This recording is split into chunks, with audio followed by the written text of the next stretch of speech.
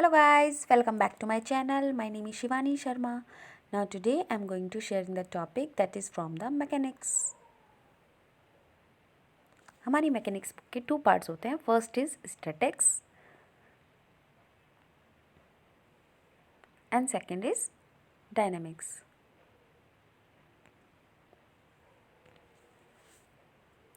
Statics की spelling थोड़ी हौश posh हो गई है, मैं अच्छे से लिख देती हूँ. STATICS. This is statics. Now the chapter is kinematics in 2 dimension. Kinematics in 2 dimension. And इससे जो टॉपिक है, टॉपिक का नाम है radial and transverse velocity. Transverse velocity, radial and transverse velocities. इसमें एक्सेलरेशंस भी होते हैं. इसके फॉर्मूलेज मैंने लास्ट वीडियो में करा दिए हैं. मैं इसमें अब आपको एक ग्राफ के थ्रू ये बताऊंगी कि रेडियल एंड ट्रांसवर्स वेलोसिटी होता क्या है.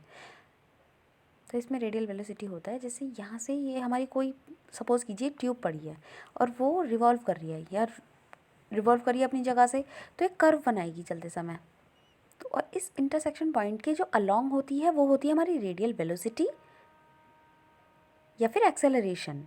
रेडियल वेलोसिटी और एक्सेलरेशन आप इसमें टॉपिक में ही है. इसके फॉर्मूले मैंने आपको लास्ट वीडियो में कराया. और जो परपेंडिकुलर होती है इस पॉइंट से वो होती है हमारी ट्रांसवर्स वेलोसिटी. बस इसमें मैं इतना ही बताऊंगी क्योंकि एग्ज़ाम के पॉइंट ऑफ व्यू से ये बिल्कुल करेक्ट है. इससे अलग इस ग्राफ में और कुछ नहीं चाहिए हमें. नाउ अब मैं इसके साथ आपको एक क्वेश्चन शेयर कर रही हूँ जिसमें मैं ये सब इसको अप्लाई करके दिखाऊंगी कि इसमें इसके क्वेश्चन हम सॉल्व कैसे करते हैं. बाकी फॉर्मूले आप लास्ट वीडियो में जाकर देख सकते हैं, आपको वहाँ अच्छे समझ में आ जाएगा. तो question is a straight smooth tube revolves, यानी कि एक स्ट्रेट स्मूथ ट्यूब है यहाँ बना लेते हैं. यहाँ नहीं, थोड़ा सा नीचे बनाते हैं ताकि हमारी अच्छे से फिगर बन सके. तो ये है हमारी एक स्ट्रेट स्मूथ ट्यूब हमने बना ली which revolves with angular velocity omega. अब हमारी एंगुलर वेलोसिटी क्या होती है? एंगुलर वेलोसिटी हमारी एक्चुअल में होती है D theta by D T, यानी थीटा का टाइम के रिस्पेक्ट में चेंज होना.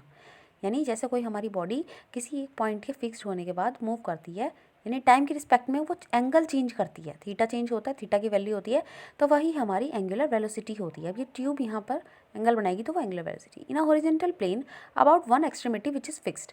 अब ये वाला एंड जो है ये फिक्स्ड करेंगे हम यहाँ पे. इसका मतलब यह है कि ट्यूब रिवॉल्व कर रही है एक पॉइंट को फिक्स्ड करने के बाद और एक कर्व बनाएगी विच is fixed if at zero time A particle, यानी जब हमारा टाइम ज़ीरो होगा तो एक पार्टिकल इनसाइड इट, एक पार्टिकल है इनसाइड इट, यानी इस ट्यूब के अंदर हम कोई पार्टिकल लेट कर लेते हैं ये वाला. तो टाइम ज़ीरो है क्योंकि इनिशियल लाइन ही तो हमारी. तो टाइम ज़ीरो पर जो हमारी अब पार्टिकल इनसाइड इट, जो इसके अंदर पार्टिकल है वो एट अ डिस्टेंस ऑफ ए है, ए डिस्टेंस पर है, यानी कि हमारा आर हो गया ए.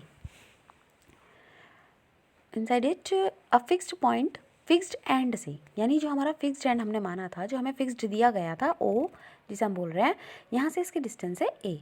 हम इस ए को यहाँ पर ले लेते हैं जहाँ हमने कर्व बनाया है, यहाँ पर हमने ले लिया. अब ये हो गई हमारी डिस्टेंस. नाउ अब इसके आगे from a fixed end moving with velocity v along the tube, यानी कि ट्यूब के अलॉन्ग मूव कर रहा है तो हमारा रेडियल वेलोसिटी क्या होती है, क्योंकि रेडियल वेलोसिटी अलॉन्ग में होती है और हमारी वो होती है D R by D T. और ये है हमारी वी अलॉन्ग द ट्यूब. मैंने आपको लास्ट में फॉर्मूले लिखवाए थे लास्ट वीडियो में. अलॉन्ग द होता है तो हमारी रेडियल वेलोसिटी को हम करते हैं. तो show that it's distance at time is a cos omega t hyperbolic omega T plus v upon डब्लू साइन हाइपरबोलिक ओमेगा टी. अब यहाँ पे क्या लिखा है कि हमारा डिस्टेंस एट टाइम टी, यानी कि टाइम टी, जब हमारा टाइम टी है उस समय हमारी डिस्टेंस यानी आर होगी ए कॉस हाइपरबोलिक ओमेगा टी. ये जो इसमें गिवन है ये हमें प्रूव करना है. अब क्वेश्चन में हमें 3 चीज़ दी होती हैं, जैसे मैंने आपको बताया था कि हमारा क्वेश्चन 3 स्टेप्स में होता है. फर्स्ट में क्या होता है कि हमें कुछ चीज़ें गिवन होती हैं, जैसे ये दे दिया या ये दे दिया, या फिर जो फाइनल में दी हैं ये वाली वैल्यूज़ ये दे दी, इस तरह की वैल्यूज़ को दे देते हैं. और फिर क्या हमें फाइंड करना है ये चीज़ बता देते हैं. अब हम अपने फिगर को पूरा कर लेते हैं. ये ट्यूब रिवॉल्व करके यहाँ से यहाँ तक पहुँची और कर्व बना दिया. ये बी डैश मान लिया, ये बी मान लेते हैं. अब ये ट्यूब थोड़ी सी यहाँ पहुँच गई तो ये यहाँ पे एक पी पॉइंट ले लेते हैं कि यहाँ तक ए पॉइंट जो था वो पी तक पहुँचा है. ये हमारी रेडियल वेलोसिटी है. रेडियल वेलोसिटी तो यहाँ होगी ही नहीं, तो ये होगी हमारी ज़ीरो. और यहाँ पे परपेंडिकुलर होगी, यानी वो होगी ट्रांसवर्स वेलोसिटी, क्योंकि ये मूव कर रहा है हमारा ऊपर की साइड. भाई ये आगे तो जा नहीं रही क्योंकि फिक्स्ड पॉइंट है. फिक्स्ड ना होता तो देखे जाती, लेकिन क्योंकि हमारी ये गिवन है कि हमारी वो परपेंडिकुलर जा रही है। पर सेकंड स्टेप होता है कि हमें कुछ फाइंड करने के लिए दिया है, जैसे हमें फाइंड करना है कि हमारा डिस्टेंस है ये, हमें प्रूव करना है, तो सेकंड तो हमारी ये हो गई।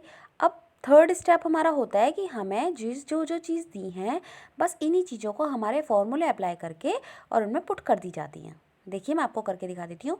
हमें सेकंड स्टेप तो हमारा क्लियर हो चुका है। अब हमें ये देखिए यहाँ से यहाँ इन दोनों के बीच का एंगल होगा थीटा।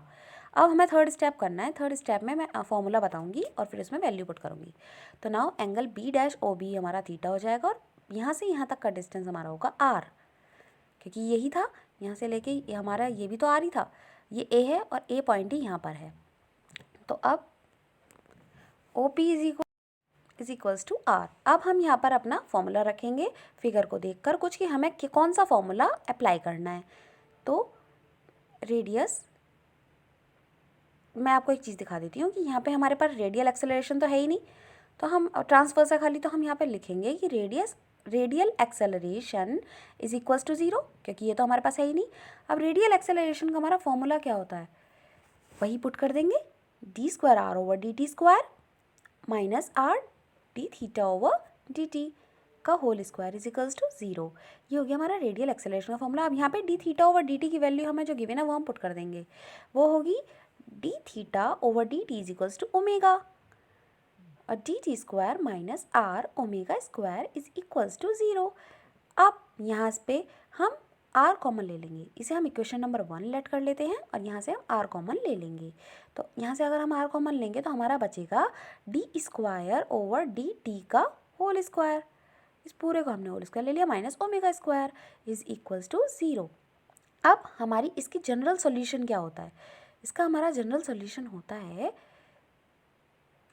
ये जनरल सॉल्यूशन मैंने कैसे बनाया है ये आप लास्ट वीडियो में देखें, मैंने बहुत सारी वीडियो इसकी बनाई हुई हैं जब मैंने डिफरेंशियल इक्वेशन की वीडियो बनाई थी। यहाँ पे मैं सिर्फ आपको सिंपली एज बता रही हूँ क्योंकि इसमें ज़्यादा इतना बड़ा काम नहीं है।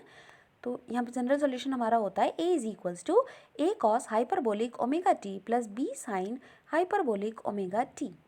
ये हमारा इसका जनरल सॉल्यूशन है और बस हमें इसे सॉल्व करना है। अब हम इसे डिफ्रेंशिएट करेंगे, डिफ्रेंशिएटिंग इसे हम इक्वेशन नंबर 2 लेट कर लेते हैं। Now differentiating equation number 2 with respect to the t. अब हम इसे डिफ्रेंशिएट करेंगे तो हो जाएगा आर का हो जाएगा D are by D T is equals to A, हम ऐसे ही लिख देंगे और ओमेगा अंदर से बाहर आ जाएगा और कॉस हाइपरबोलिक ओमेगा टी का हो जाएगा sine hyperbolic omega T plus b भी हम ऐसे ही लिख देंगे और ओमेगा भी अंदर से बाहर आ जाएगा और हो जाएगा साइन हाइपरबोलिक ओमेगा टी को हम करेंगे कॉस हाइपरबोलिक ओमेगा टी और ये हो जाएगी हमारी इक्वेशन नंबर 3। नाउ अब इसके बाद हम इन दोनों वैल्यूज़ से बस ये हमारी सेकंड और थर्ड इक्वेशन से हम अपना आंसर निकाल लेंगे। अब वो कैसे निकालेंगे, जो हमें इनिशियल और फाइनल कंडीशन दी हुई थी उनकी हेल्प से। तो इनिशियली हमारा जो मैंने ये आपको बता दिया था, देखिए स्टार्टिंग में बताया था मैंने आपसे पहले बोला है कि हमें सबको जो भी हमें पुट करना है वो हमें स्टार्टिंग में ही दे देते हैं। तो हमारा टाइम यहाँ पे 0 था, आर इज इक्वल्स टू ए था और D R by D T हमारा वी था। बस हम इन चीज़ों को इन फॉर्मूलेस में यानी इन इक्वेशंस में रख देंगे जो अभी हमने ऊपर फाइंड करी हैं। तो फ्रॉम इक्वेशन नंबर 2 और थर्ड से हम फाइंड करेंगे। अब नाउ पहले हम इन वैल्यूज़ को सेकंड इक्वेशन में पुट कर लेते हैं इजीली, फिर उसके बाद थर्ड में कर लेंगे। तो अब हम लिखेंगे कि putting these values in equation number 2। अब इक्वेशन नंबर 2 में हम पुट कर लेते हैं। तो आर की वैल्यू हमारी ए, तो यहाँ मैं लिख दूंगी A is equals to A capital और कॉस हाइपरबोलिक ओमेगा टी, जब टी की वैल्यू मैं यहाँ 0 रखूँगी तो कॉस 0 की वैल्यू होती है मेरी 1, तो ये हो जाएगा 1 यानी ए और ब्रैकेट में 1 प्लस बी लिखूँगी और साइन जब यहाँ टी की वैल्यू 0 रखूँगी तो ये हो जाएगा 0 क्योंकि साइन 0 की वैल्यू 0 होती है। कैपिटल ए की वैल्यू हो जाएगी हमारी स्मॉल ए, ये हमारी ए की वैल्यू तो आ गई। अब हमें चाहिए बी की वैल्यू, तो अब हम क्या करेंगे, अब इन वैल्यूज़ को हम बी में भी रखेंगे। Putting these values in equation number 3। अब इन वैल्यूज़ को हम इक्वेशन नंबर 3 में भी रखेंगे। तो d are by D t है हमारा v, तो लिख दीजिए v is equals to the, अब यहाँ पे अगर हम t की वैल्यू 0 रखेंगे तो साइन 0 हमारा 0 होता है, तो ये तो 0 हो जाएगा पूरा ही। अब यहाँ पे अगर cos 0 में रखेंगे तो ये ओमेगा हो जाएगा और ये 1 हो जाएगा, क्योंकि cos जब हम t की वैल्यू रखेंगे cos 0 हमारा 1 होता है। अब यहाँ पे b निकालने के लिए हमें अब ओमेगा को हम लेफ्ट साइड भेजेंगे तो हो जाएगी b is equals to v by omega.